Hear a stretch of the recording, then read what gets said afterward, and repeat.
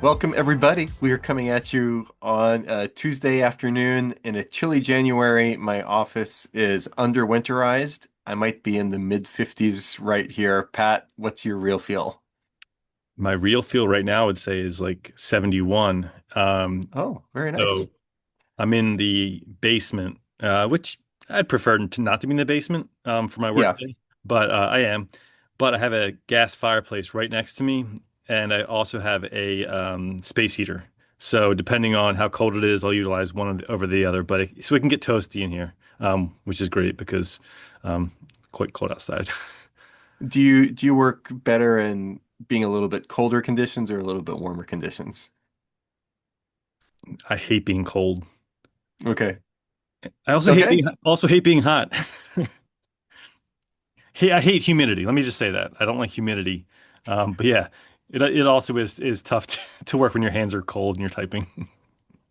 Okay, Pat Real Feel. There we have it. So, thanks for listening, everybody. We are and another thing with Jim, where we talk through Word, World, and Wildcard, usually tethered to the sermon just preached at Liberty Collingswood. And that's what we're going to talk about right now.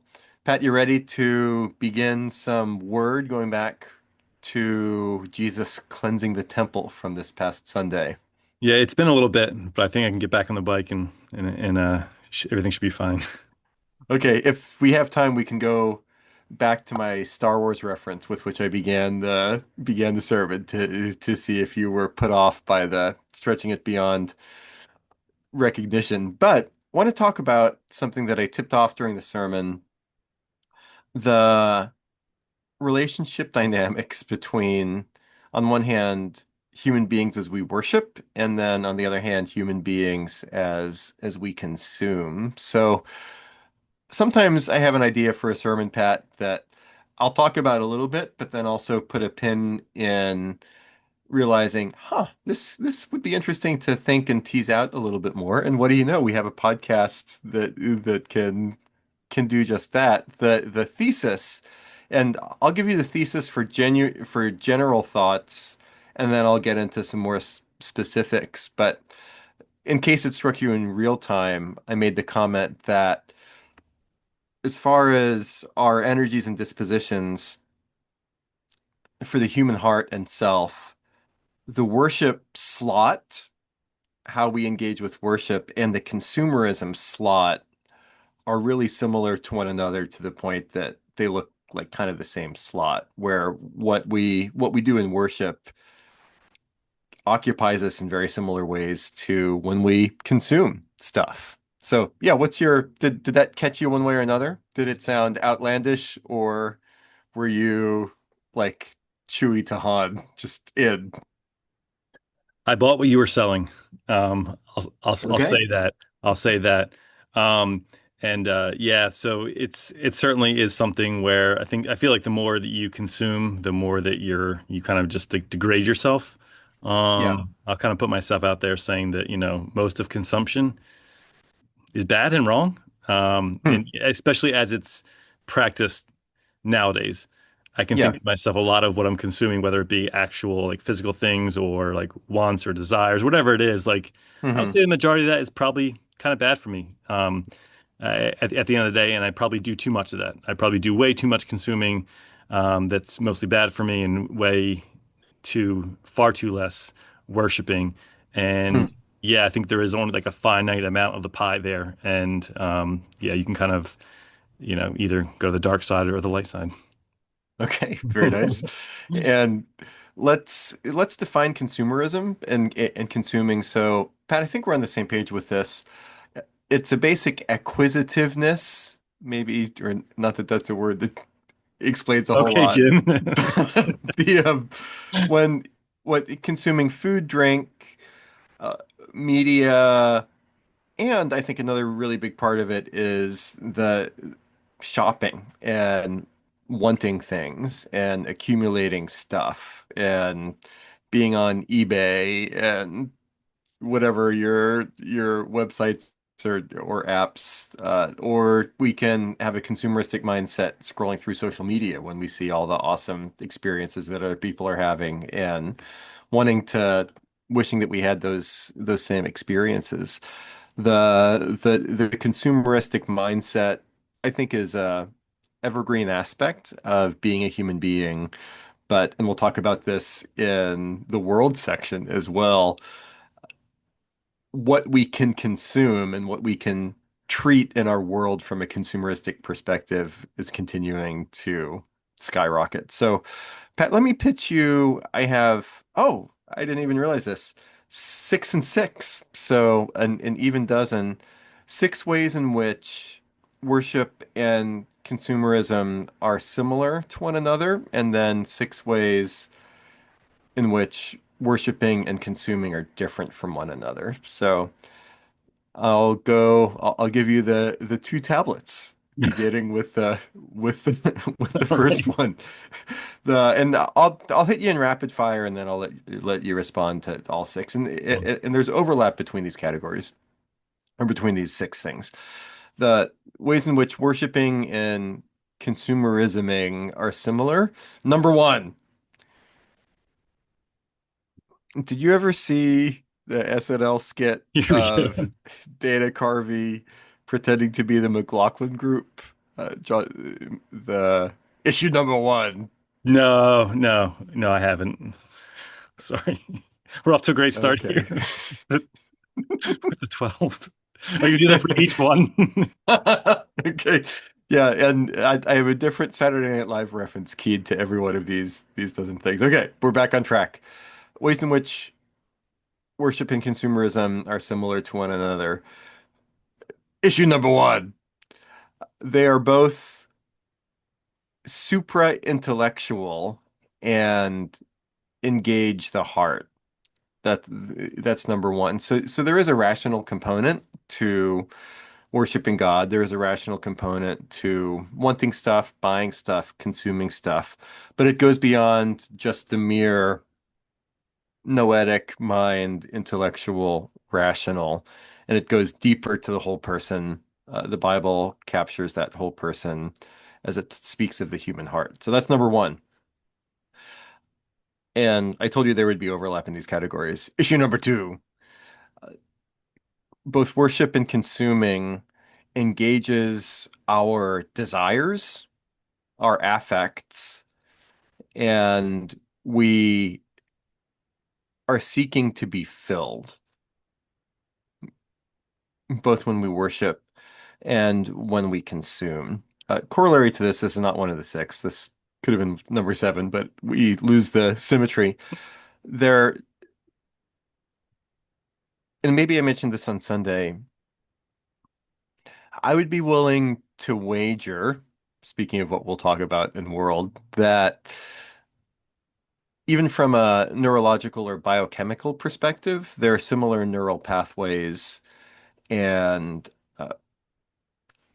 different sorts of neurological chemicals that fire when we do both of these things, as it relates to both engaging desire, and there is a physiological aspect to desire, seeking to be filled, whether it's dopamine, OxyContin, serotonin, or any of those others. Number three, uh, both worshiping and consuming are related to our identity, our security, our purpose, and our pleasure. So when we worship and when we consume, that says something about who we think that we are and how we generate our own identity. We can receive feelings of security, purpose, and pleasure also from both worshiping and consuming. Number four, both worshiping and consuming can be both foreground and background processes for us. So with worship, we can be at Liberty Collingswood on a Sunday morning worshiping God. We can be having our own devotional time or with our families, but then we can simply be, or one example, my 2 boys who are in college in Hanover, New Hampshire, took a walk through a nature trail last night and sent pictures, and it was just beautiful. Still snowy, upper New England, and If I were walking through such a place, I think I would have worship as a background process. I'm talking to whoever I'm walking with, thinking whatever I'm thinking, but there is just a gratitude in the background that, hey, God, you've made the world beautiful. One thing things is similar, where we can be talking about something or doing something, but in the back of our minds, we're craving something. So, foreground and background. Related to that, number five, whether it's worship or consumerism, and this isn't necessarily when we're pressing buy or actively eating or drinking something, but as far as the disposition of the heart, both worship and consumerism, we can do it anytime when we're going to sleep at night, getting up in the morning, and everything in between. And then last on this side of the table, worship and consumerism, they both occur under the surface where we can fake it. And we could say, "Oh, I really am worshiping," but we're not. And then on the other side, we can fake it and say, "I'm really not coveting or in a super consumeristic mindset, but I really am." And so it's something that we can keep below the surface and hide from ourselves and other people. So those six similarities, they're super intellectual. They engage our desire. We seek filling. They're, as far as neurological process, I would imagine biochemically similar. They're related to identity, security, purpose, and pleasure. They can be both foreground and background processes. We can do it any time. And with both of these things, we are able to duck accountability. What do you think? You really loaded me up there. I was like furiously writing, and at the end of that, what you just said, I had seven. So I'm not sure how I got seven, but I have seven. It could be me. Um, but there's nothing on there that I disagree with. Okay. I would say it'd be very difficult. I mean, I could formulate an argument against some of those, but I don't think it'd be a very good Hmm. one, so I'm not going to. Um, Okay. but I do think it's interesting on some, points here about the one intellectual versus heart-driven, and which is interesting. I think like consumption or consumerism there, like it's practical. I have to get groceries or clothes, Hmm. but you don't have to get, Nike. You don't have to get, like the fancy Right. brand of like cereal, or if you're having, guests over, a fancy brand of like wine or alcohol. So you're Yeah. still, even while you kind of may feign practicality, deep down there, it's emotion. That's your heartbeat.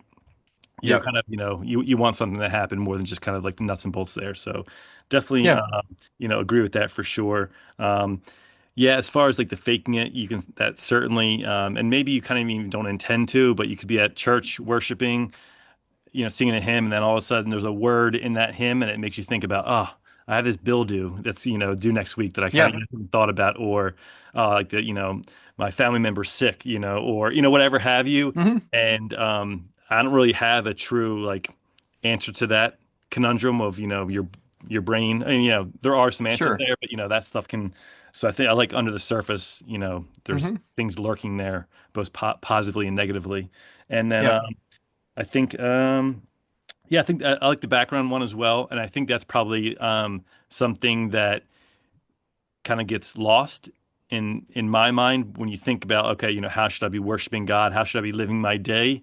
And Hmm. I think you can kind of, get into a habit and kind of like train yourself so that your like background processes are like Christ driven. Hmm. Because That's good. there is going to be some things in there that when you're doing certain activities throughout the day, and that could be a long part of the day, like, yeah, if you're doing a 9 to 5 job, do it to the best of your ability to honor God. Yeah, I think that is true. But there also is times when you're like doing a spreadsheet or something like that for like an hour and a half. Like, are you worshiping God in that? Like, well, you kind of can be in some ways if your Yeah. background processes is kind of gratitude and humbling yourself before God. So I like that as well. Hmm. Something to pick out that that's a big thing where what's happening in the background is actually very important. Yeah. Yeah. Those are all good thoughts. I don't have a ton to add there. Yeah.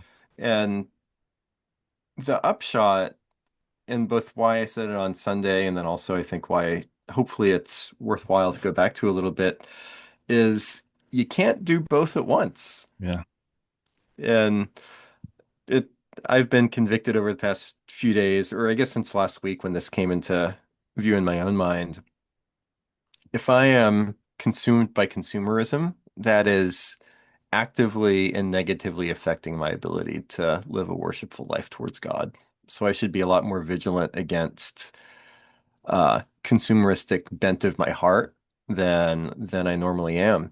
And this is, I think this comports, I mean, I'm not going to speculate what was going through Jesus' head when he said one thing or another, but Jesus said you can't serve both God and money. You can't serve both God and mammon. No one can serve two masters. It seems like Jesus speaks as, among other things, our creator. In the beginning was the Word, and the Word was with God.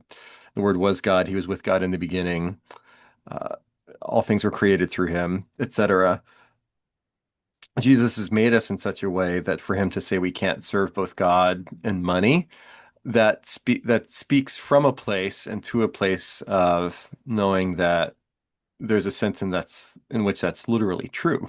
If we're serving money and consuming, that's crowding out our ability to love and serve God. So call to vigilance, but then also the hopefulness relates to I have six significant differences between worship of God and Christ and consumerism. So, Pat, these are six things that I'm reminding myself of to make me realize that worshiping God is better than just worshiping getting stuff and consuming. So I'll go through these six in rapid fire fashion too. The worshiping God drives us towards fullness. Worshiping stuff and consumerism drives us towards emptiness. We're filled by one, we're left empty by the other. Number two, worship versus consumerism is a matter of abundance versus scarcity, where we're never going to have enough stuff. We're never going to have enough money to get the stuff. Where I, my, my daughter Jessie, and this is not, I'll say something about her, but I'm saying this descriptively and not critically. She went on a ski trip with one of her friends from school last weekend, and it was really great, really generous of this friend. And I think these friends are pretty wealthy. So there was an extra seat on the plane and in the hotel for Jesse with this other family ski trip. And she was telling Emily and me afterwards, that was the fanciest hotel I have ever been in my entire life, and it was awesome. I told her, Jesse, you said the same thing when we took a family vacation last year and we were in this other place. And she said, yeah, but this one was much better. And and I went onto this hotel's website and looked at Google review. She was right. So there's no that's a that's the difference between a pastor and a finance bro, right there. But that there's always something more when we want to get stuff, but and there's always not enough. But with God, there's abundance, and so we don't run out, and we're not clutching our pearls to say, uh, "This is all I've got" when we're in other.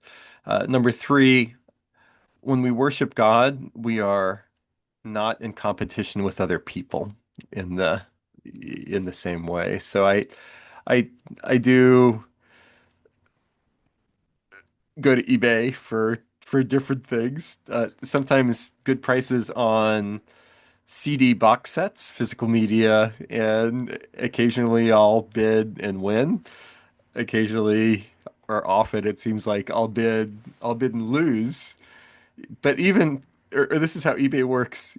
Even when I win a bidding for a box set of one kind or another, I still feel like I lost because I'm worried that I overpaid for it. Well, So yeah, you were the sucker who paid the most, so yeah, like the for these six pieces of circular plastic that that have value to literally tens of people around the world at this point that I just paid too much money for. The but with worship of God, there's more left over for other people, and I'm not worried that they're worshiping God better than me in Christ because there's grace and mercy and. Worshiping God makes me to be for other people and not in competition and therefore against other people. Worship of God is unfragile, but consuming is inherently unstable in different ways. So if we're going to God and worship, our identity, security, purpose, and pleasure finds a stable foundation as opposed to an unstable one. Number five, worshiping God is grace-based, where God gives to us himself as we worship, as opposed to takes. So we're left with more and not less. And then worshiping God is eternal, when this is what we'll be doing for eternity, whereas consuming is temporary. Leaves us dry. Jesus says in John's Gospel, or the language of living water welling up, springing up to eternal life. When we worship God, we are tending towards eternity and living beyond our finitude in some profound ways. So all too often I can think in my heart of hearts that I'm missing out on other stuff if I'm focusing too much on living a life of worship to God. But that's the lie. That's a lie of the evil one. But the truth of Jesus is that not only worshiping God is better than consuming and consumerism, but it's truer and more lasting at the same time. So yeah, Pat, any additions, subtractions, comments on the six differences between consumerism and worship? I think you nailed it. And whether you're 12 for 12 or 13 for 13, we don't have to kind of get into that. But Dozen versus Baker's dozen. I guess this is why you do what you do, because I really, would have to rack my brain to kind of get even like a half dozen of these in totality. But they are nice things to kind of really delve into and like think about. So it will Hmm. be interesting kind of like spending more time with all these, things and how that can impact my life. So I do appreciate that. Um, I'll just make one comment, the fullness versus emptiness. Yeah, I think the worshiping has a nice longer tail to it to kind of go with that. That's a good way of Um, putting it. kind of that when you get something, it fizzles eventually, whether that's hours, days, weeks, years. Hmm. But I would say worshiping and that fullness can kind of could last a lifetime. Um, Yeah. and then, and this is less serious, but just thinking about whenever someone like buys something on eBay or even buys a house, it's like, yeah, you're like the person who spent the most money. Like, no one else in the world would spend as much money except for you, which which Yeah. which which could be a positive or it could be a negative. But yeah, no, like I said before, like truly, yeah, these are interesting things to ponder, and I don't have any disagreements about them. They're kind of nice food for thought, I think, for sure. Very good. So no one can serve two masters. You cannot serve both God and money. Worship versus consumerism. Well, hopefully that gives us some good news. And Pat, for World, we have some bad news today.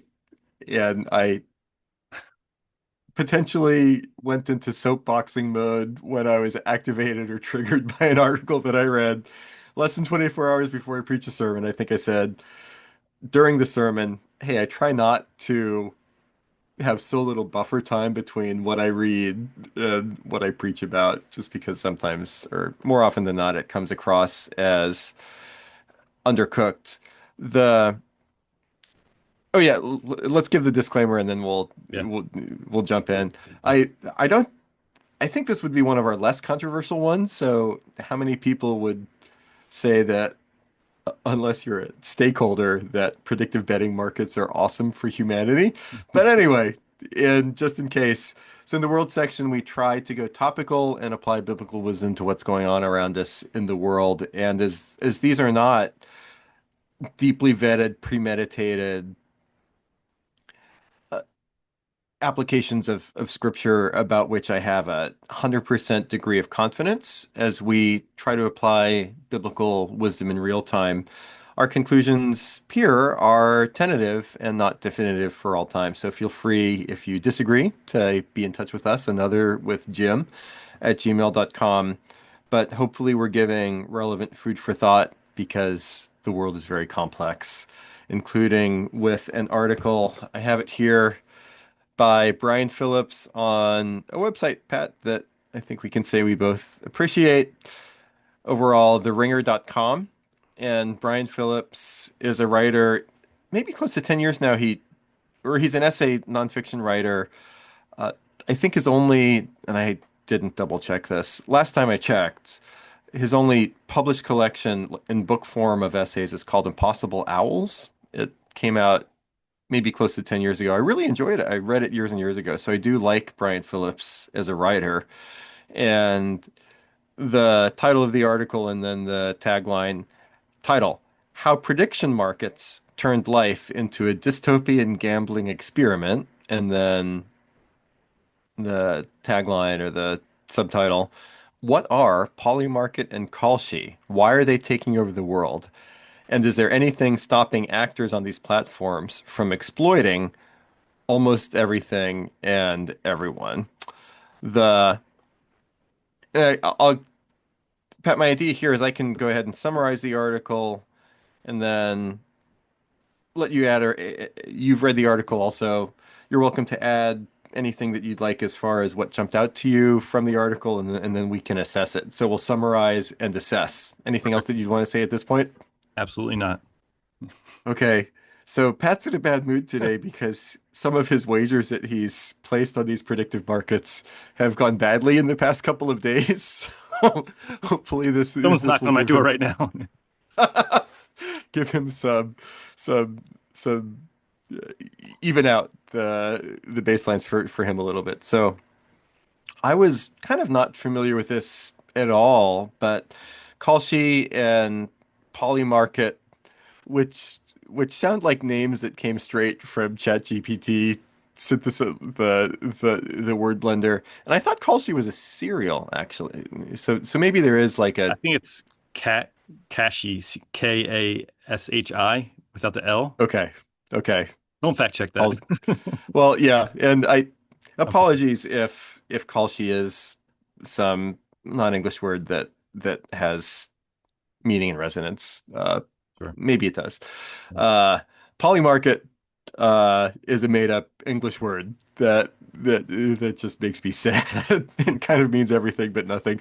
But these are two companies, platforms where you can bet on anything. And according to the article, there are billions of dollars every month that pass through both of these companies.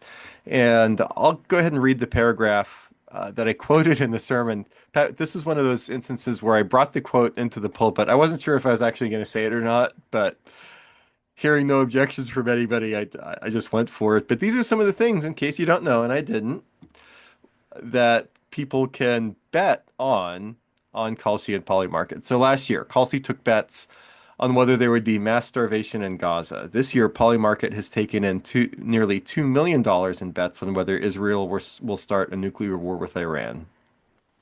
Will the ICE agent who killed Renee Nicole Good be charged by March 31st? Put up 28 cents to win a dollar.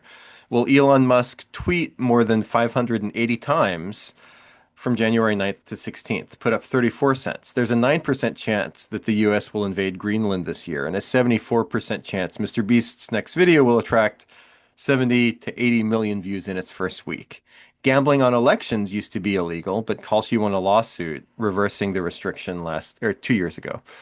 Both sites now let you bet on the identity of the next president, along with the full suite of other election wagers. So these are all things that people can bet on. And these markets, Brian Phillips went into details in history about this, but these are unregulated markets, unlike FanDuel, DraftKings, and sports gambling websites and markets. These are unregulated because of a loophole and history. And these are betting markets that are integrated with media. Pat, I don't know if you did you watch the Golden Globes? I actually didn't, but I enjoyed reading and consuming content about Golden Globes afterwards.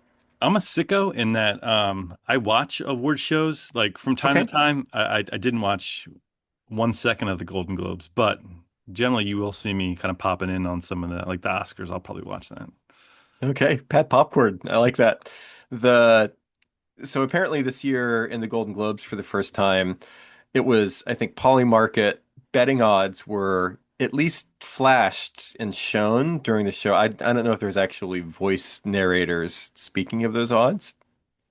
And even more troubling, in my opinion, the CNN apparently, and I don't watch a lot, whether it's cable news or regular news, as far as from my TV set, program news, but apparently CNN has integrated polymarket wagerings on futures, like many of the things that I mentioned in that quote from Phillips, for entertainment slash predictive purposes, where it's a monetized crowdsourcing. And the CEO of one of these companies says we want to financialize everything.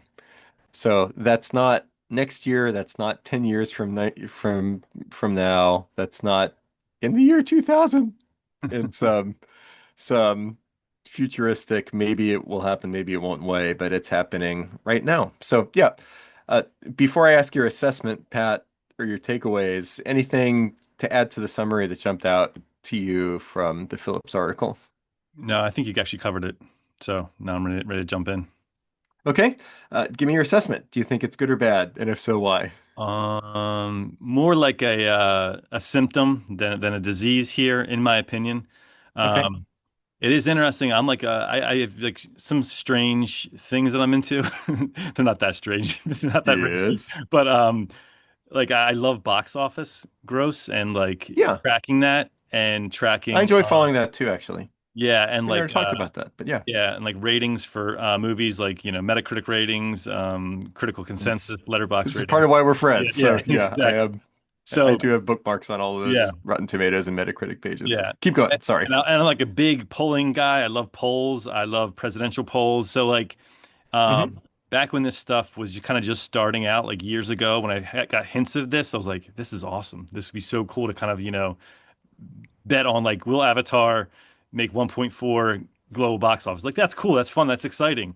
And so I Yeah. think when this kind of, years back when this stuff was kind of starting, I was like, this is awesome. This is fun. This is like pretty benign, right? Hmm. And so, but now it's turned ugly when you talk about, like human lives and genocide and kind Hmm. of, can I make a, a few dollars here betting on, will this Yeah. awful atrocity happen? So, um, it went from being benign to being like not so much benign. It's also Yeah. really stupid. It's all like my problem isn't that like stuff is dystopian, which I can kind of like understand, but when it's dystopian and really stupid, that's when it really kind of hurts. Like Mr. Beast's videos, like I get if it's will there be a worldwide recession in 2028? Like Hmm. I could see a society where there's futures, just like futures on like corn and soybean. Like there are, yeah, people are going to kind of make bets on that, and whether or not they make it on this website or they make it with the stock market. I don't Hmm. know. I don't know. There could be argument that that's maybe not too big of a difference there, arguably. But when Yeah. it's the stupider it gets, the more I also kind of like think it's like bad. So I'll say that. Yeah. So the last thing I'll say is I don't know who the mark is on CNN because if you're trying to like kind of get people onto that, and CNN's average age of viewer is like 70. The people are on Polymarket and are probably 20 some year olds who have some extra cash and they're very online, and so it is interesting. I'm not sure, who the market is on CNN for that. Um, so that's kind of just generally Hmm. what I'll say, except for the last thing, is that in some ways, yeah, I think how different is it from the stock market, which also can be seen as gambling, right? I mean, Yeah. when I buy 50 shares of Ford, do I know what I'm doing? Have I read the prospectus? Have I kind of, Hmm. no, I haven't. I'm kind of just really kind of just gambling that Ford's going to go up in stock Yeah. price. So, um, yeah, part of me thinks it's really stupid and bad, and then the other side of me is like, well, this is the society we live in, and this is just an outgrowth of that, and maybe I shouldn't really be upset because this is, yeah, like I said, kind of more like a symptom than the disease here. But yeah, that's some of Hmm. my thoughts. That's really good stuff. So a couple thoughts in a couple different directions here, and I appreciate, Pat, everything that you said. I get that.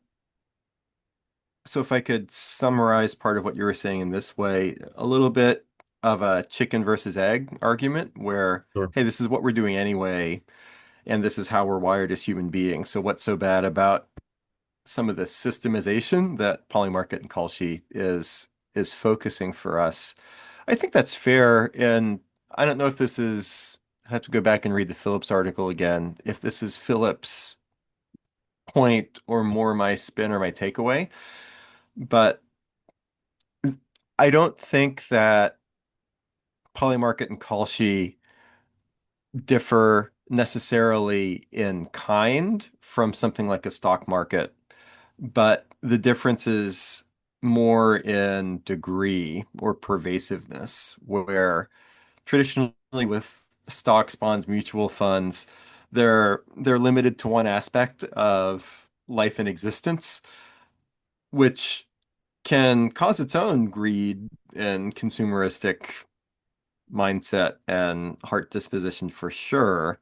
But what you have now is everything all the time, all at once, where this isn't just a company where you can get stock reports, but this is anything and everything that you'd want to financialize. And the to me that has a potential at least to make things at worst more pernicious, but then also potentials of predatory practices and simply habit forming and life consuming. And then I'll come back to you after I say this. I hadn't thought of what's in it for CNN to integrate these predictive markets. And you're right, the demographics seem very, very different age-wise, but maybe it's both what's in it for CNN because it's another revenue source for Yeah. traditional media that's dying. But what's in it for Kalshi and Polymarket? I forget which one does CNN specifically. Maybe both of them do. This is an untapped market Yeah. where apologies to anybody older listening to this podcast, but for generations, uh, senior citizens have been taken ad can be and have been taken advantage of financially. My in-laws and my dad continually have to fight off increasingly sophisticated scams that are just trying to take their money. And hey, if you can get granddad or grandma to start betting on some of these things as they watch their news programs, that's another untapped market for what might be a Gen Z phenomenon all of a sudden gets the aging boomers at the same time. What do you think? Yeah, no, and I'm not trying to make light of the thought, but someone like, someone's 88-year-old grandma like on the couch Yeah, on CNN, like logging into their Polymarket account and like trading on Mr. Beast like videos sounds hilarious. Like, anyway, yeah, we we have reached the singularity yeah, and we've come to the end of time right here today. yeah, yeah, yeah. No, and I think probably yeah, the worst use of this is when um people kind of bet on things and then people in power, influence and make some of these things happen in order for like payouts. Or, they rev up the stock market here so that a congressman can say, well, look at, Poly market, 88% of people think that so and so is going to happen. That means that basically they Yeah, support it. So yeah, I think that's probably like the worst part of it. But yeah, I mean, it goes back to like the betting, and predatory marketing and advertising to betting. So you can certainly see, teenagers, adults, yeah, kind of going hog wild, and then all of a sudden they're out thousands of dollars there. Yeah, so I think that it definitely feels, even if it's not bad, it does seem ugly and evil, even if I can make arguments where maybe it's not, it's just like, well, that's kind of goes part and parcel, with different presidents and different Congress people. You have like the Nancy Pelosi, makes so and so return on her sure. investments. It's like, well, kind of insider trading stuff, which could be the one of the risks of this. Like it is already Yeah, happening, and so it's just like it's another in a long line, which can kind of seem depressing. But this maybe it's just like the new guy in town, and everyone wants to kind of gang up on them. That's not to say that I don't think overall it's bad. I think it is. Um, Yeah. just yeah, it feels wrong, kind of. Yeah. Yeah. And the so I get that, hey, these are symptoms, this is not root causes, but either way, if this is another canary in a coal mine, it's Yeah. worth talking about and thinking about. And maybe I'll put it this way also. And these are things that we've talked about before and or have been observed by other people. As predictive betting markets become normalized, at least to effects, and this will be regardless of whether it's a symptom or a cause, to effects will include both a flattening and a hardening. So the flattening, we've talked about how social media, the internet just makes everything sort of feel and register the same. To be able to bet both on number of views of a Mr. Beast video and with the same credit card purchase, nuclear war in the Middle East or starvation, that has a dehumanizing effect on people, I think. And then connected with that, a hardening or a callousing, where it's been demonstrated that uh, the more one spends time, for example, on social media, the more callous to the needs of others one becomes, more tribalized. I think we're gonna become more hardened and callous to real human plights and suffering if we have the potentially to actively bet for those things to happen. Mm, yeah. And even when we're betting against starvation, say, we're still betting on it.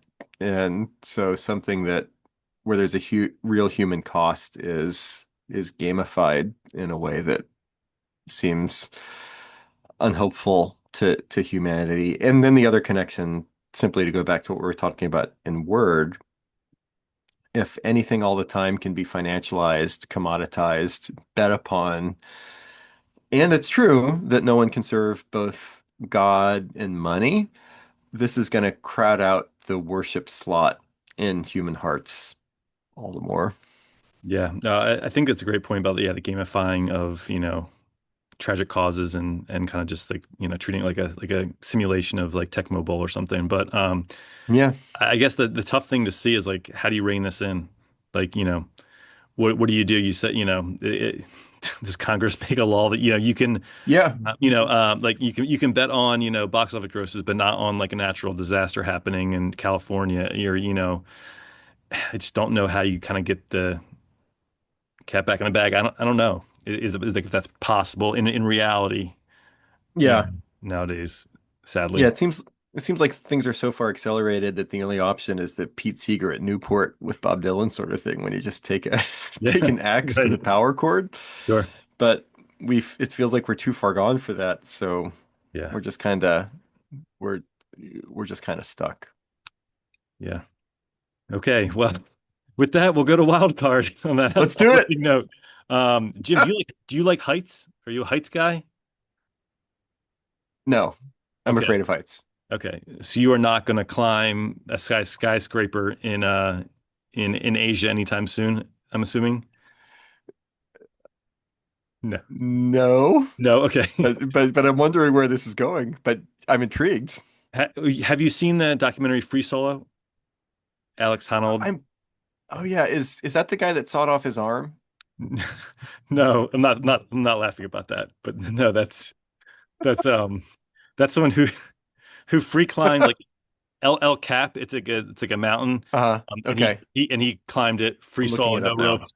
It was a pretty famous Right. documentary like 6 or 7 years ago. Yeah, yeah, it Um, rings a bell. yeah, Let it me. it was a great documentary. Great, Yeah, very okay. very stressful to watch. Very stressful to watch. But Gotcha. great documentary. So 218 or 2018 documentary. yes, yes. Okay. His newest feat is that live on Netflix this Friday, 8 o'clock, he's climbing a skyscraper that's about 1,700 feet. Um, with risk, no ropes or anything. He's climbing a Uh-huh. 1,700-foot skyscraper. There are different like ledges, so like if he falls, he's like, I'm not certain to die, but um, Yeah. anyway, he's a very Oh interesting my guy, goodness. with like Uh-huh. basically no fear in his brain, the way he's wired. Uh-huh. So I just want to kind of get your thoughts on that. Is this morally okay to watch somebody who probably has, well, I don't want to put percentages on the chance that he, but but he's confident in this, and so I'm Yeah. hoping and I think he's going to make it out okay. But then, should I allow my kids to watch this? I've been talking about it, and is that okay for like a 8-year-old kid to watch someone climbing something? It's like a miraculous human feat, or maybe it's, you get lucky and he doesn't fall down and you're like, okay, you're a good parent. This is like a cool achievement. But anyway, so what are your thoughts on him Hmm. doing this and thoughts of it being televised and thoughts of watching it and thoughts of having kids watching it? So what are your overall thoughts on all this? Woo! Okay, that same disclaimer for World is coming Yes. for Wild Card Right. also. My quick 2 cents is that I think it's okay to watch, including kids. It's not okay to gamble on. That's where I Okay. draw the line. Ooh. So Yeah. the I think there is so creation, fall, redemption are horizons that we talk about here on another with Jim, another thing coming to us from the scriptures. I think that there is not an absence of the creation horizon in some of these sorts of feats and spectacles. So whether it's looking at a Netflix special in 2026 or circuses from hundreds of years ago, I think there's something inherent in the human heart where we want to push boundaries and uh, be amazed at what human forms and minds can do in relation to the natural world. So this human feat, even with danger of the free solo guy, is his name Free Solo No, or his name's the Alex. But I think that's what they call it when you climb without any ropes or anything attached. okay, You're free solo climbing. So they gotcha. say. Okay, so Kylo Ren, not Free Solo, and the yeah, so we're not preying upon, and then as it relates to the Fallen Horizon. And this is one of the reasons why I would say don't bet on it, don't monetize it, because that can open a door for where we're pulling for him to get hurt or fail, and we're preying upon his misfortune. So that's a Fallen Horizon twisting things. But I think there is naturally uh, spectacle and wonder of God's creation built into some of these things. So I think we do have birth to be able to enjoy something like that from a worshipful perspective. Okay. So And there's plenty of examples of that in human cultures throughout history. But there is no way that I'm watching that because heights plus nervousness would just make me a wreck. Yeah, yeah, what you go must ahead. say you can't even watch a sporting event without like Can't watch basketball yeah. without freaking out. Yeah. Yeah, so I'm probably going to watch it. And now that I know that Okay. Jim has laid out the directive that it's okay, it's permissible use of your time. I guess it's kind of just like something like Evil Knievel, Yeah, like back in the yeah, day. right. Okay, yeah, yeah. I'm just like fascinated, and um, yeah. I mean, obviously, if there was a rope or if it wasn't live, you would obviously know that they're probably not gonna. So, and I don't think most people are watching it hoping that he falls or anything. I think people, Yeah, most people do want to see it, but it's just interesting that the chance that you could watch someone maybe not graphic in detail like die on live TV seems gives me a little bit of pause, but I do agree that I think the pitfalls are somewhat minor. But yes, I will not be betting on on this climb. okay. But So yeah, I feel that same pause. I feel that same reservation in the spirit of speaking of sports. I hate the referees in the booth for NFL games, and there's some of these guys that I like, some of these guys I don't like. I hate the referees in the booth when there's a difficult call on the field that goes to replay, and then the broadcast team goes to their referee expert.